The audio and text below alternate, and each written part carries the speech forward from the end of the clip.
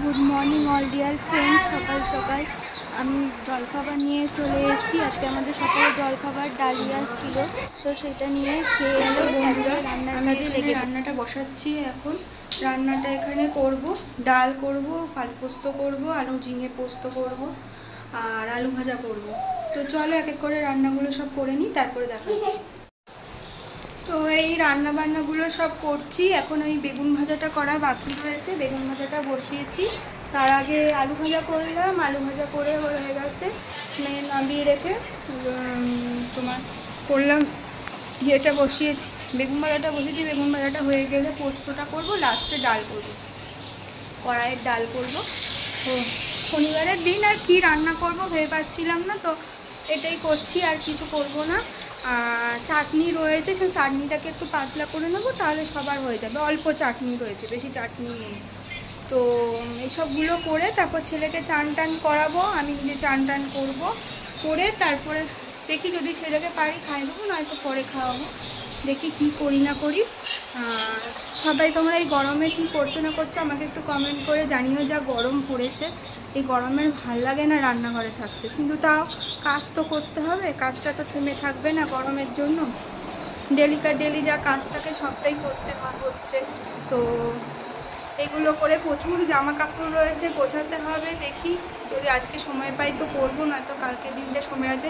ও জামা কাপড় কাচতে বসিয়েছি, ছেলের ইউনিফর্মটা রয়েছে আর এমনি অনেকগুলো জামা কাপড় ছিল, সব একসঙ্গে জামা কাপড়গুলোকে কাচতে বসিয়ে দিলাম। এরপরে আস্তে আস্তে কী করছি না করছি সব তোমাদেরকে দেখাবো। আর সন্ধ্যাবেলাতে তো আজকে ছেলের পড়া নেই, তো বাড়িতেই থাকবো। তো চলো দেখতে থাকো কী করছি। এখন পোস্তটা বসালাম, পোস্তটা এবার করে নিচ্ছি। পোস্তটা করে নিয়ে তারপরে যে বাকি যেটুকু আছে সেটুকু করে নেব। তো এবার পোস্তটা বসাচ্ছি, ঝিঙেটা ভাজতে বসিয়েছি, এদিকে আলুটা সেদ্ধ বসিয়েছি। আলুটা সেদ্ধ হচ্ছে আর ঝিঙেটা ভাজা করছি। ভাজা করে তারপর পোস্তটা দেবো আর আলুটা দেবো, দিয়ে তারপর পোস্তটা দিয়ে নুন মিষ্টি তারপর একটু হলুদ টলুদ দেওয়া দিয়ে নামিয়ে দেবো। তো চলো একবার দেখিয়ে দিই তোমাদের। এই যে এখানে আমি ঝিঙেটা ভাজতে বসিয়েছি আর এখানে আলুটা সেদ্ধ হচ্ছে, বেটে রেখে দিয়েছি। তো চলো করে নিই, করে নিয়ে তারপর লাস্টে দেখাচ্ছি রান্না। এইমাত্র খুব একটা খারাপ খবর পেলাম, মাই সিম্পল লাইফস্টাইল কস্তুরীদি আর নেই আমাদের মধ্যে।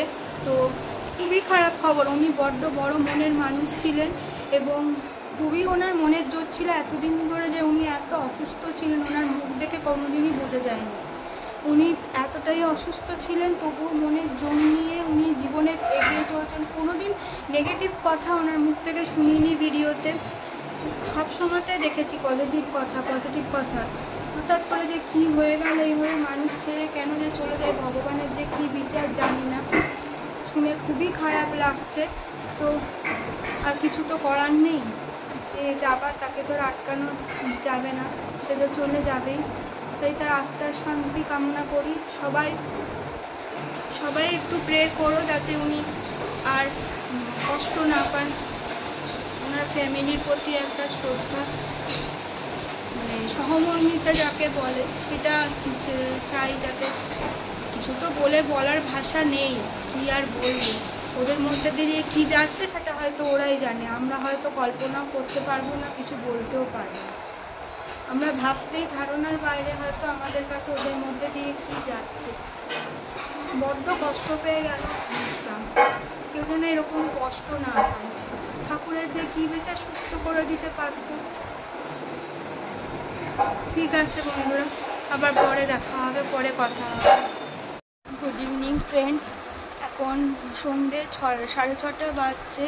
ঘুম থেকে উঠেছি, উঠে একটু জল টল খেয়ে নিচ থেকে আবার ওপরে এসে বসে আছি। ছেলে এখনও ঘুম থেকে ওঠেনি। ছেলেকে এবার ঘুম থেকে ডাকবো, ডেকে কিছু একটা খাওয়াবো, খাইয়ে আবার পড়তে বসাতে হবে।